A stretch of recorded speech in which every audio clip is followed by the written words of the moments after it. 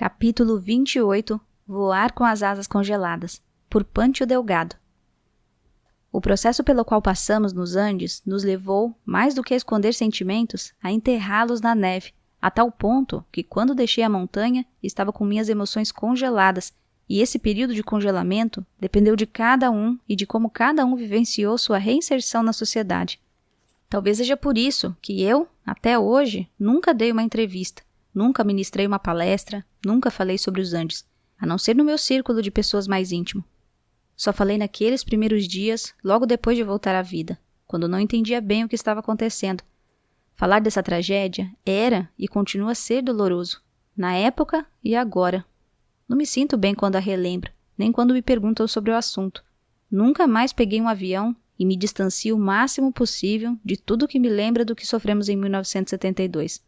Não só não busco isso, como continuo me afastando, querendo que permaneça como um episódio que ocorreu em minha vida num passado o mais remoto possível. Nos 72 dias nos Andes, o que fizemos para sobreviver foi uma viagem que nos tirou do registro da sociedade civilizada para nos transportar até a barbárie e retroceder a outros ciclos da história humana, chegando a algo parecido como o Paleolítico. O período que passamos na montanha, se comparado com outras tragédias, foi muito longo. Por isso sinto que percorremos em 72 dias milhares de anos, e para poder sobreviver, para conseguir nos adaptar a esse ciclo diferente da história humana, tivemos de transformar as nossas emoções em pedra, não só porque convivíamos lado a lado com a morte e com o desamparo, mas também porque tivemos de criar todo um mundo com os poucos elementos existentes à nossa volta, que era como fazia o homem no Paleolítico, com a diferença de que trazíamos uma bagagem anterior que o homem pré-histórico não tinha. Ele criava do nada. Nós criávamos com base no que lembrávamos, o que, embora ajudasse na prática, acabava por nos destruir intimamente. Como ele, estávamos totalmente submetidos à natureza e aos seus caprichos. É inimaginável que um processo como esse acabe de repente no 72º dia, como quando se vira a página de um calendário. Tínhamos deixado subitamente a era da civilização. Cada dia representava um século, 72 séculos, 7.200 anos. Às vezes me pergunto a qual etapa teríamos chegado se sobrevivêssemos mais alguns dias. Não sabemos. Sabíamos apenas que havia um fim, um limite no horizonte, mais próximo ou mais distante. E de repente tiram você da idade da pedra polida num helicóptero e o transportam de volta para a civilização, numa viagem de 30 minutos que o homem levou 7.200 anos para fazer. Por isso, quando cheguei a Los Maitenes, eu continuava no Paleolítico. Conseguia reagir conforme o registro da civilização, porque me lembrava de como ele era, não porque eu sentisse de fato. Essa diferença é crucial, pois na verdade você está congelado. É um bloco de gelo que se perdeu no tempo. Embora o que você faz é uma representação, um simulacro do que era antes, do que é a vida de um homem em sociedade. Essa viagem rumo ao congelamento das emoções começou em 13 de outubro de 1972, às 14h, quando eu estava na fila para embarcar no F-571 e tive um pressentimento muito forte de que aquele avião iria cair. Aconteceu de repente, no momento em que subi a escadinha, e foi uma certeza que me atingiu como um raio, uma convicção de que uma tragédia iria acontecer conosco, e foi com esse estremecimento que subi os últimos degraus, com as mãos tremendo no corrimão. Tive apenas um pequeno gesto de contentação, de dúvida, mas já era tarde demais para voltar atrás. Pois naquele momento ocorreu o que nos acontece tantas vezes na vida, quando nos deixamos levar mais pela inércia do que pela convicção, em especial quando se é parte de um grupo. Senti que não podia me arrepender, que não podia descer do avião.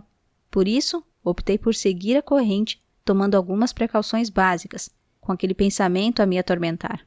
Preferi me sentar no fundo do Fairchild, porque sempre tinha ouvido falar que a cauda era a parte mais segura de um avião em caso de acidente. Mas as coisas aconteceram como tinham de acontecer. Embora eu estivesse na última fileira, no momento em que as fortes turbulências começaram, o navegador da tripulação apareceu com os mapas de voo nas mãos para estudá-los e pediu aos que estávamos naquele lugar para passarmos para frente, a fim de deixar o espaço para poder abrir aquelas folhas grandes de papel. Foi esse o motivo pelo qual estou aqui hoje, assim como está vivo Tintim Vicentim, que também foi para a parte da frente nas mesmas circunstâncias. Depois vieram aquelas horas angustiantes que se prolongaram desde o momento do choque até a manhã seguinte, que foram como uma antecipação, uma preparação para o que viria depois, como que se nos dissessem, é disto que se trata, este é o cenário que vocês terão pela frente. Prossigam na viagem ou então desçam, deixando-se levar pela morte, suave e neutra. Mas se forem prosseguir, saibam que o périplo terá um custo ilimitado. Esse processo de endurecimento começou aí e continuou até o final, multiplicando-se e solidificando-se. Cada acontecimento na montanha reforçava esse retrocesso. No 10º dia, quando ficamos sabendo que as buscas tinham sido suspensas, fomos obrigados a entrar, de uma hora para outra, em um autêntico processo de estarmos sozinhos no mundo. É uma coisa muito cruel e severa, pois essa sensação de estar sozinhos no mundo, quando analisada em profundidade, torna-se algo inabitual. Quando alguém se prepara para ir ao Polo Sul ou ao Polo Norte, ou se organiza para atravessar o deserto sobre um camelo, ou um oceano em um veleiro, ou se dispõe a ir à guerra, há sempre uma preparação anterior, física e psicológica. Nós estávamos sozinhos sob qualquer ponto de vista que se queira avaliar, nos confins do planeta, numa das regiões mais inóspitas que se pode imaginar, nas mãos de Deus, onde havia variáveis que podíamos controlar e organizar, mas onde a maioria delas estava muito além do nosso alcance. Comecei a constatar, em um nível que jamais imaginara, que o ser humano pode se adaptar a tudo, desde que faça isso aos poucos, dia após dia, e principalmente acredito se não sabe qual será o final. Quando você fala com um chileno e conta alguma coisa sobre o acidente, invariavelmente ele diz: "Eu ficaria louco num lugar como esse já no primeiro dia, porque sei que jamais conseguiria sair, porque eles vêm à cordilheira todos os dias." Essa foi a grande diferença. Nós não tínhamos consciência do que era a neve, o frio, os deslizamentos, o mal da altitude, a cordilheira. Ou seja, não sabíamos que jamais conseguiríamos sair. Nosso habitat natural no Uruguai é a praia, o rio, o oceano e o verde. Essa nossa ignorância na matéria foi surpreendentemente o nosso principal aliado, porque nos impediu de enlouquecer, amorteceu o desespero, o caos e a histeria, e nos permitiu acreditar, irracionalmente, que na verdade havia uma possibilidade. A ignorância maximiza a ousadia e, fator-chave, evita que a profecia tenda a se cumprir. O que você acredita serem seus limites acabam determinando as suas fronteiras. Quando Numa Turcati realizou aquela primeira expedição para a Montanha do Sul, com Gustavo Cerbino e Daniel Maspons, como depois contou a Daniel Fernandes, ele teve a primeira suspeita de que jamais conseguiríamos sair. Daniel está convencido até hoje de que foi isso que o matou. A passagem mais dura foi nos adaptarmos às mortes indiscriminadas e totalmente arbitrárias, como aconteceu na avalanche, quando se aprendia da forma mais crua possível que o próximo podia ser você, que era apenas uma questão de tempo. Se me salvei no acidente porque me obrigaram a mudar de poltrona, no caso da avalanche, eu só escapei junto com Numa porque estávamos na pior localização. Como estávamos ao lado do rombo do avião, a porta de emergência que usávamos junto com as malas e o biombo para construir a barricada que o tapava caiu em cima de nós, criando uma pequena cavidade, com alguns minutos a mais de oxigênio que os outros. Fomos os últimos a ser resgatados, mas dispunhamos daqueles minutos suplementares. Em seguida a essas mortes aleatórias, em que esse morreu e aquele sobreviveu, permanecemos 3 dias sepultados, e essa enorme infelicidade, que se somava às anteriores, continuou nos adaptando, pois íamos nos moldando conforme essas contingências, em que esse morre e o outro continua vivo, e qualquer um pode morrer.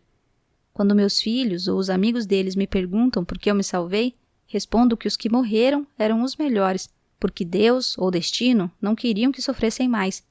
Talvez seja mera racionalização, mas é como sinto. Uma coisa que sempre me surpreende e me deixa admirado é que tudo aconteceu no tempo exato. A decisão tão complicada de nos alimentarmos dos corpos foi tomada no momento adequado. Antes mesmo que acabassem as provisões mínimas que havia no avião, começamos a nos preparar para o inevitável. O assunto foi abordado de diferentes formas. Não chegamos a essa etapa tão triste em um estado de desespero ou de inanição, quando o cérebro emite sinais distorcidos. Nem esperamos até o fim, quando a deterioração de nossos corpos já seria irreversível. Fomos obrigados a decidir antes que nossas forças nos abandonassem por completo.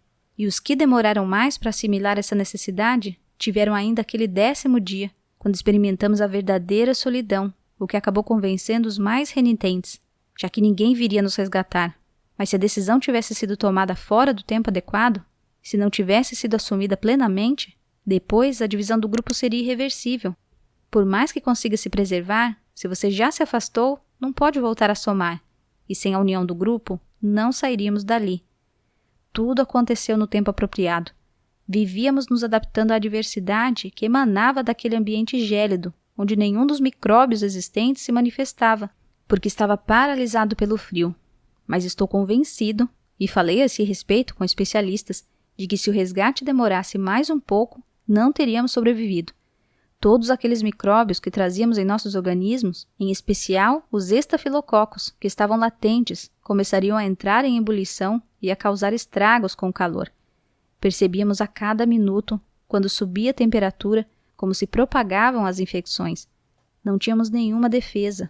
Nossos organismos careciam de qualquer reserva, e nosso sistema imunológico estava claudicante por causa da inanição. Paradoxalmente, o calor e o sol, por que tanto ansiávamos na montanha, nos teriam matado. Depois que retornei à vida, levei muitos meses para voltar a dormir como fazia antes do acidente, porque lá em cima eu passava as noites velando, dormindo em intervalos, e o sono nunca era sono de verdade. E embora temesse dormir e morrer sem poder me defender, no caso de uma nova avalanche, eu temia mais ainda acordar, já que invariavelmente sonhava com a minha vida normal em Montevidéu, e no sonho o avião e o acidente eram um pesadelo irreal.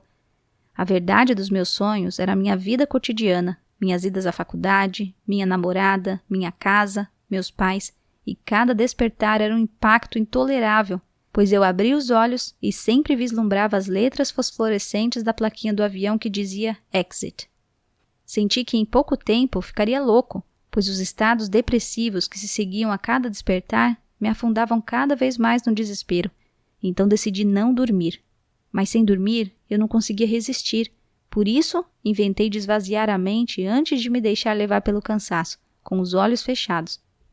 Cada um tinha sua própria fórmula para se segurar. A minha era recordar os lugares de que mais sentia falta, os espaços familiares, cantinhos da minha casa, regiões dos balneários onde passava férias de verão com a família, porém sempre percorria mentalmente esses lugares sem nenhuma pessoa neles, com todos os elementos, mas desertos. Lembrava lugares, momentos, porém tirava deles as pessoas queridas. Às vezes, nas minhas lembranças, eu me instalava em casa, caminhava por ela, sentava num canto qualquer, ficava lendo no meu quarto, mas sempre tomava um cuidado especial para deixar esses momentos e esses lugares sem nenhuma pessoa. Dessa forma, as andanças pelo passado me serviam como estímulo para superar as ondas depressivas que constantemente me espreitavam. Havia pessoas ilesas que podiam trabalhar. Entre os feridos, havia os mais graves e os fraturados, que tinham de me arrastar para me mover, pois estava com a bacia quebrada, então trabalhava naquilo que minha condição permitia, o que era motivo limitado em termos de ação. Fundamentalmente, eu derretia a neve, enchendo as garrafas com água. Álvaro Mangino estava em situação semelhante, com uma perna quebrada. Que impotência, quando tanto se requeria uma ação e você estava como inválido, prostrado, sem nem sequer um andador ou uma cadeira de rodas. Não é a impotência que se conhece na vida comum, é de outro naipe, porque obriga você a se mover do mesmo jeito, apesar dos ossos quebrados que estalam no seu corpo. Colaborei então como pude. Quando voltamos e planejamos a entrevista coletiva, me convenci de que ali sim eu poderia atuar, pois não precisava estar com a bacia intacta. Não tínhamos nenhuma importância se eu mancasse. Da mesma forma como estava prostrado na montanha, embaixo me ergui o máximo que pude e falei sobre o tema tão doloroso e embaraçoso que a todos atormentava, tanto a nós quanto aos familiares. Como nos alimentávamos, por que fizemos aquilo, onde estavam os falecidos. Essa foi, acredito, a minha principal contribuição. Dessa maneira, penso, compensei o osso fraturado que me derrubou na cordilheira. Sinto que a minha contribuição se deu naquela entrevista coletiva no dia 28 de dezembro de 1972, no ginásio do Colégio Stella Maris Christian Brothers, diante da imprensa do mundo inteiro. Nunca mais na vida conseguirei falar melhor do que falei naquele momento, e como se trata de um tema muito doloroso para mim, sempre senti que não fazia sentido continuar falando, porque o que eu tinha a dizer, e no momento em que tinha de dizer, eu disse naquela tarde.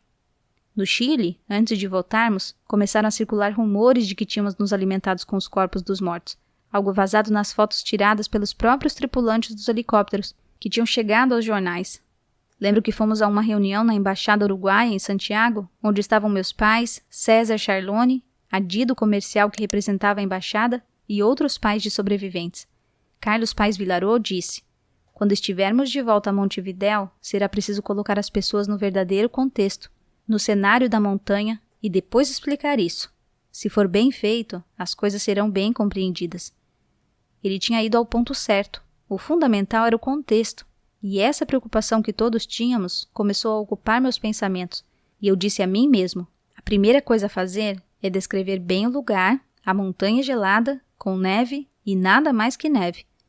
Quando chegamos ao aeroporto, em 28 de dezembro de 1972, muitos dos que tinham estudado no Colégio Stella Maris Christian Brothers, eu estudara em outro colégio, o Sagrado Coração dos Jesuítas, queriam primeiro falar com o Brother John McGuinness, o diretor, e com o Brother Eamon O'Donnell, que tinha sido diretor do colégio em outro período. Os motoristas dos 2 ônibus fizeram um contorno, e enquanto todos nos aguardavam na frente do ginásio, eles pegaram a Rua French e entraram pelos fundos dos campos de rugby, onde o cerco estava aberto. Dessa maneira, chegamos ao prédio sem que ninguém nos visse, e foi possível conversar com os 2 brothers sem as pessoas e sem a imprensa. Nesse momento, alguém confessou que havia 2 possibilidades a respeito do que podíamos dizer, e queríamos saber a opinião deles. O Brother John McGuinness não hesitou um instante. Vocês devem dizer a verdade. Emitiu apenas essas 5 palavras, enquanto Eamon O'Donnell concordava em silêncio. Saímos então para o ginásio, com todo mundo à nossa espera, mediado pela imprensa internacional. Planejamos rapidamente o que cada um iria dizer e foi encarregado de abordar o assunto que todos queriam saber. Minhas frases saíram espontaneamente. Não preparei nada, não consultei os 2 irmãos cristãos, com quem estivéramos pouco antes da entrevista. Tampouco me assessorei com os pais dos integrantes do grupo, muitos dos quais tinham viajado conosco. Eu disse: eu falo, podem confiar em mim, pois sabia perfeitamente o que tinha a dizer. Eu precisava transportá-los para o lugar e, a partir daí, tudo seria compreendido, como dissera o pai de Carlitos Paes. E falei: você se levanta de manhã e vê por todos os lados aqueles picos nevados impressionantes. O silêncio da cordilheira é majestoso, é uma coisa assustadora e você se sente sozinho no mundo. Comecei, e fez-se um silêncio sepulcral no ginásio. Permaneceram em mim reminiscências de tudo aquilo, é claro, um preço muito alto, e deixei pedaços de mim pelo caminho. Também ficaram em mim ensinamentos indeléveis, gravados a ferro e fogo, que nunca mais se apagarão. Acredito saber o que um homem idoso sente ao ver a morte espreitando do outro lado da janela, decidindo se já está na hora ou se será dali a pouco que ela irá bater na sua porta.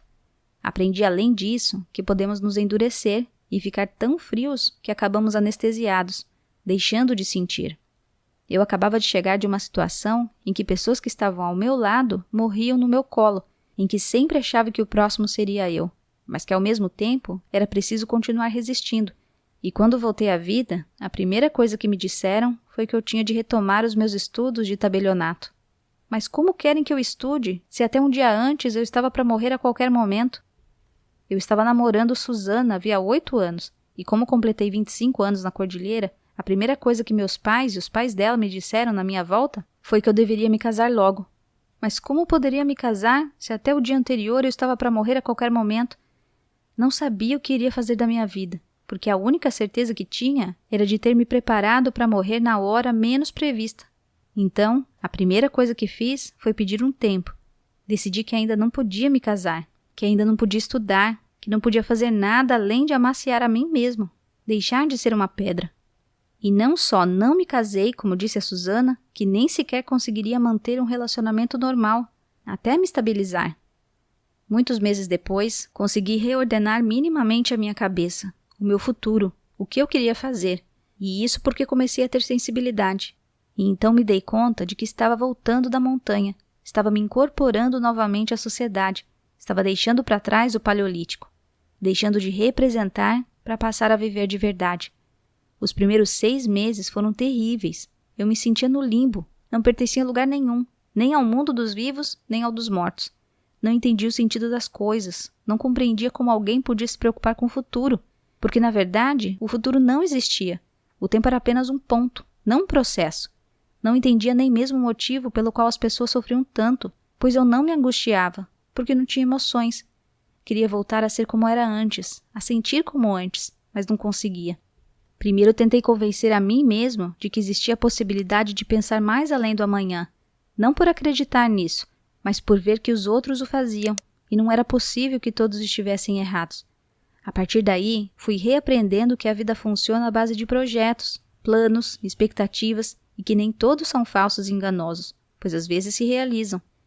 Minha sensibilidade foi voltando aos poucos. Lembro que às vezes sentia necessidade de fazer uma carícia ou de chorar, mas ficava a meio caminho. Sentia que as lágrimas começariam a cair, mas tocava nas minhas faces e elas estavam secas. As lágrimas não tinham brotado, embora tivesse a sensação de ter chorado. Até que um dia aconteceu a mesma coisa, só que eu tinha chorado mesmo. Toquei meu rosto e estava realmente úmido. Levei um susto e de imediato fiquei feliz. Quando recuperei as emoções, pude prosseguir nos estudos, concluí o curso, casei-me com Susana e confirmei definitivamente que minha vida era o presente, sim, mas que também podia incluir planos. Como se deu quando começaram a nascer os nossos filhos, que eram nossos projetos. A cordilheira também dividiu ao meio a minha memória. Curiosamente, apaguei as piores lembranças da montanha. Sim, me lembro da lua que via pela janelinha, do céu cheio de estrelas, do horizonte infinito. Além disso, embora tenha completado 25 anos de idade na montanha, perdi praticamente todas as lembranças de 1972 para trás. Por mais que me esforce, não consigo chegar até elas. É como se minha vida tivesse começado ali. As poucas lembranças que ainda conservo são do colégio, mas desconfiam que seja porque Numa Turcati, meu melhor amigo, aparece em todas elas. Fui eu quem o convenceu a ir para o Chile. Tive até mesmo de falar com a mãe dele para que ela o estimulasse a viajar, pois ele estava indeciso. E Numa morreu no 62º dia, quando já faltava tão pouco. Voltei à montanha pela primeira vez em 1995, com boa parte do grupo. Na verdade, eu não queria fazer essa viagem. Resisti até o final. Não queria continuar sofrendo em um mundo que não mais me pertencia. Mas na última hora, meus amigos me convenceram. A rigor, como foi uma viagem feita contra a vontade, tudo foi muito sofrido. Quando cheguei à geleira, onde estava a fuselagem, depois de uma subida dificílima, e visualizei aquele lugar que virara a minha vida pelo avesso, vivenciei uma confluência de emoções tão intensas e contraditórias que me senti muito mal. Dormimos lá em cima, num local próximo de onde estava a fuselagem, onde está agora a Cruz de Ferro. E chorei, não conseguia parar de chorar. Passaram-se os anos e uma década mais tarde, em 2005, voltei novamente. Mas nesse caso, foi uma travessia desejada, voluntária, com a minha mulher Susana e todos os meus filhos. Era uma pendência que eu tinha com eles. E essa viagem acabou sendo um dos melhores episódios de toda a minha vida. Creio que nunca mais vou voltar. Mas essa segunda vez, pude reviver todo aquele calvário a partir de uma perspectiva diferente. Foi uma catarse, pois botei para fora muitas coisas que se mantinham represadas havia 33 anos. Hoje consigo reconstituir a passagem do tempo, quando da noite para o dia acomodam você num helicóptero e o transportam para a civilização, que não tem a menor condição de saber ou adivinhar o que você acabou de passar. É impossível para a sociedade entender que você se transformou numa rocha, que as suas emoções estão congeladas, pois ela não sabe o que é isso, nunca vivenciou essa situação, e não foram inventadas palavras para explicá-la. Mas da mesma forma como realizou aquele processo que o levou ao Paleolítico, você começa agora a fazer a viagem no sentido inverso. A partir daí, a rocha começa a passar por um lento processo de erosão. As emoções voltam a se insinuar, no início muito lentamente, depois com mais intensidade, pois recuperaram a confiança, perderam o medo da eterna frustração e quando você decide acordar, já voltou a sorrir, a chorar, a amar. Mesmo tendo de admitir que você não é, nem jamais voltará a ser o mesmo de antes de 13 de outubro de 1972, pois agora já sabe que a qualquer momento a cortina pode se fechar abruptamente. Pâncio Delgado nasceu em 1947. Casou com Susana, sua namorada de toda a vida, que ao longo dos 72 dias em que Pâncio esteve nos Andes, sempre sentiu que ele estava vivo. Tiveram 4 filhos. Diplomado como escrevente, possui hoje um dos tabelionatos de mais prestígio no Uruguai. Mora numa casa ampla em Carrasco, muito bem cuidada nos mínimos detalhes. Fica evidente o quanto lhe dói falar sobre a cordilheira. O rosto se contrai, os olhos se enchem de melancolia.